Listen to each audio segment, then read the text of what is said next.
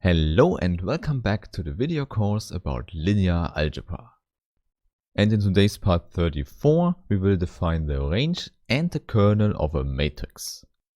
Both are important notions we need when we want to solve a system of linear equations. But before we start with the details, you already know, first I want to thank all the nice people who support this channel on Steady via PayPal or by other means. And as a supporter, you find a link in the description where you can download the PDF version and the quiz for this video.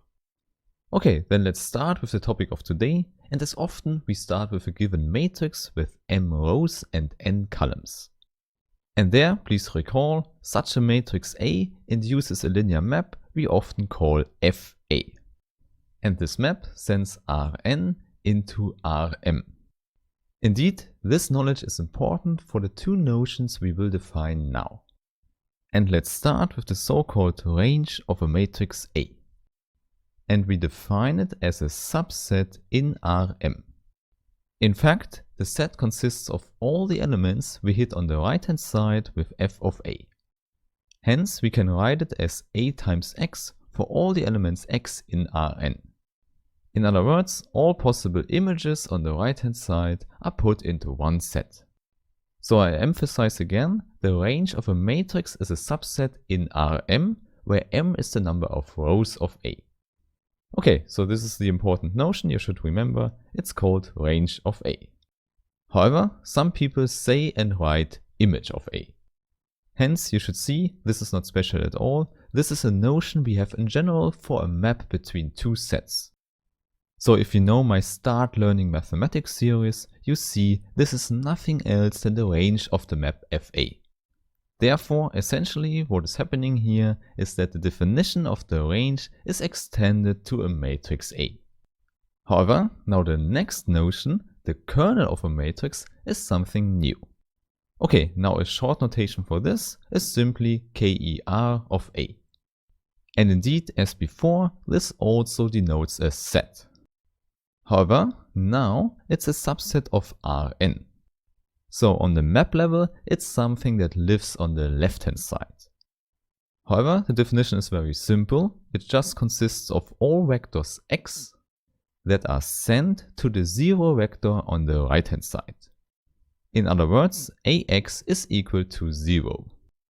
And now this subset of Rn is called the kernel of A. It's a very important notion in linear algebra and you should definitely remember it. Moreover, you should know some people call the kernel just null space of the matrix. On the other hand, you see, for each linear map we can define the kernel of the linear map by saying these are the elements that are sent to the zero vector. However, most of the time we will have a matrix when we talk about the kernel. Okay, now to finish the definition here, let's also relate the kernel to what we already know about general maps. Indeed, as we have already explained it, it's the preimage of a set under the map FA. And the corresponding set is the singleton that only has the zero vector on the right-hand side inside it. So maybe it looks more complicated than it really is, it's simply the preimage of the zero vector. Therefore, it's nothing complicated, but it's a special preimage which will help us in linear algebra. And if you don't know preimages so well, you can also check out my Start Learning Mathematics series. Okay, now to remember these definitions here, let's draw a quick picture. So you know we have a vector space on the left-hand side and one on the right-hand side. The dimensions could be different because the one is Rn and the other one Rm. And in between, as always, you know we find our map FA.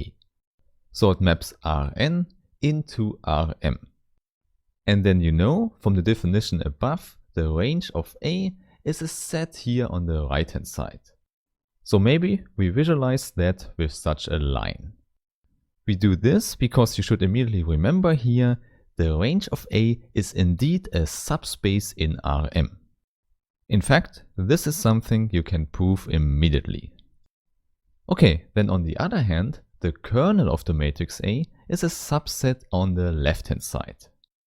However, also there we can directly prove it's a subspace as well. So please remember this important fact. Both things here are always subspaces, which means the zero vector is always included. And of course, sometimes it can happen that this is the whole thing.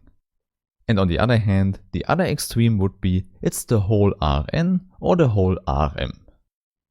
Now, if you find all of this too abstract, it's no problem at all. Soon we will have a whole calculation machine where we can calculate a lot of explicit examples. And then you will also see why both notions, kernel and range, are so important for us. However, before we do that, let's first connect the range of a matrix to something we have already defined before in linear algebra. Namely, the range of A can be written as a span of vectors. There, please recall the notion span we have used to generate subspaces.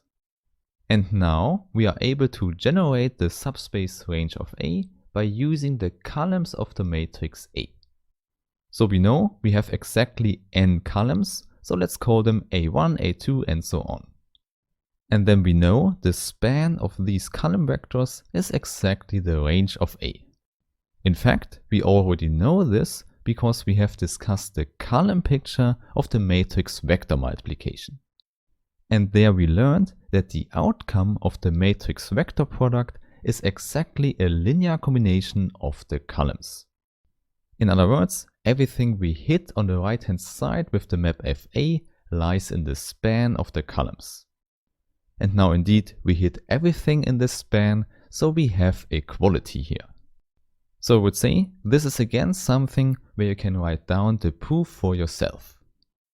Okay, now by going back in time, you remember we had some motivation to introduce things like matrices. And one important motivation was that we want to solve a system of linear equations, an LES.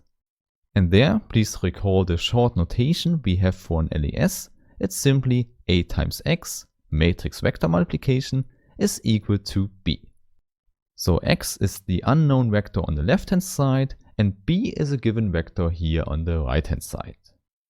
Therefore, we immediately see we can only solve this system if B lies here in the range of A.